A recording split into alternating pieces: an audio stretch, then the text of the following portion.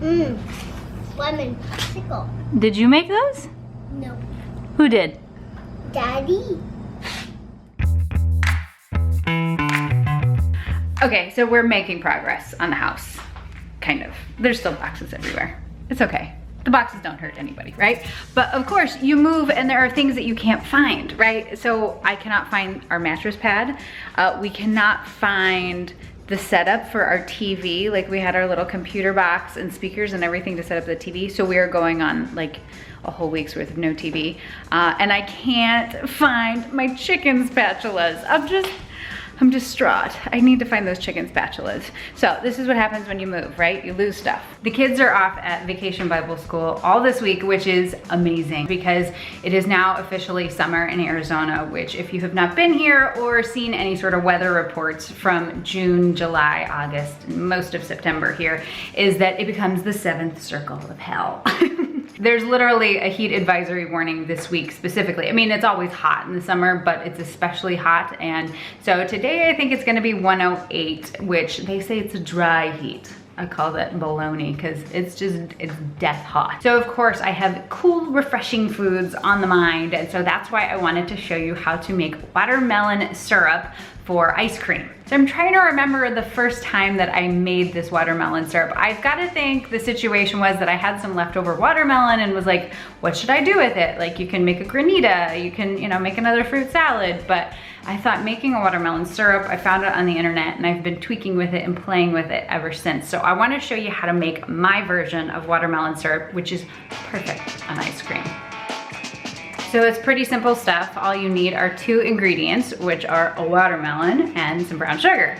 And this is great, like I said, if you find yourself with leftover watermelon, because I love to serve it in the summertime, but I don't necessarily have enough people to eat the entire watermelon. So you just take half a watermelon, or as long as you can get about 4 cups worth of the actual watermelon fruit, you're good to go.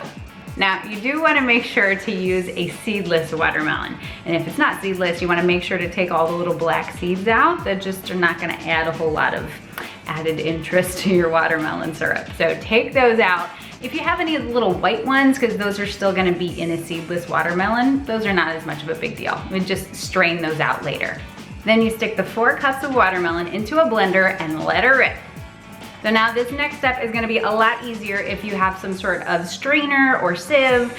For me, my sieve is hiding wherever my chicken spatulas are hiding. So I'm doing it the manual way. And then this is great for any of you who don't have a strainer. What you wanna do is let that juice sort of settle. And what'll happen is the pith will kind of separate and float to the top, and then you'll have the juice on the bottom. So then you just pour it right into a saucepan with a spoon kind of at the edge, and it'll keep that pith from going in. You don't have to make it perfect, don't worry. Control freaks, calm down, a little pith won't kill you.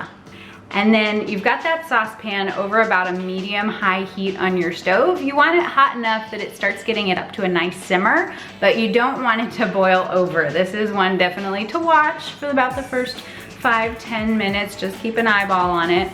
And then we're also gonna add a cup of brown sugar to it. You could also use sugar in the raw, or you could use regular white sugar, whatever you've got. But I just like the caramely notes that you're gonna get from that brown sugar.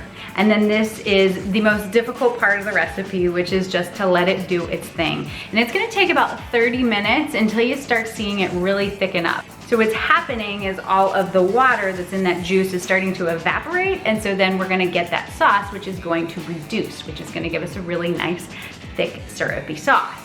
Now, as far as how far to take it, well, that's totally up to you. Personally, I like something that's a little thick, but still certainly like drizzles nicely. So I found that happened at about the 30 to 35 minute range. Although you could take this to like full out spreadable, like on a piece of toast situation, which would be closer to an hour. So you just keep an eye on it and you base how thick you want it based on your own preference. And then that's really it. All you have to do then is transfer the syrup into some sort of heat-safe jar, some sort of glass jar. And then I let it sit out on the counter for about 30 to 45 minutes or until I have forgotten about it, and then I come back to it and go, oh yeah, I was working on that. And then stick it in the refrigerator. It'll thicken up just a little bit more, but then it will also cool it off so that it is ready to serve.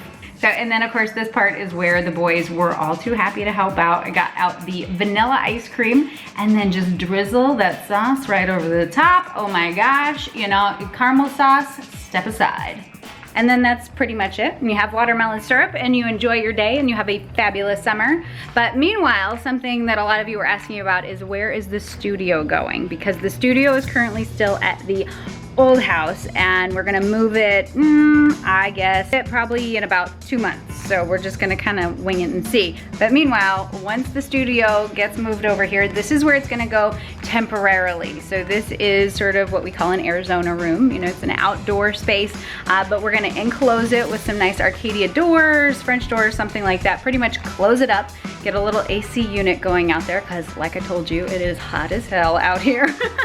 So close it up and then we can temporarily use this as the space for filming. But eventually we're gonna build a barn, you guys, and it is gonna be the most epic food creation video barn of life. And I can't wait, but I'm gonna guess about a year away. So you just gotta stay tuned. So if you wanna stay up to date on the continued development of the ranchito and the studio and all the insanity, be sure to subscribe. We love having you guys here and we love inviting you into our crazy space. And then meanwhile, if you want the recipe for that watermelon syrup, well, you know where it's at. It's over at joaniesimon.com. You can print it out, share it, pin it, do all that stuff that you like to do. But meanwhile, I hope you are having a wonderful summer. Definitely, if you have any great summer recipes that you'd like to share, please leave those in the comments below. I'm always looking for new ideas, new inspiration, ways to beat the heat. So with that, you guys stay out of trouble and I'll see you soon, all right? Bye.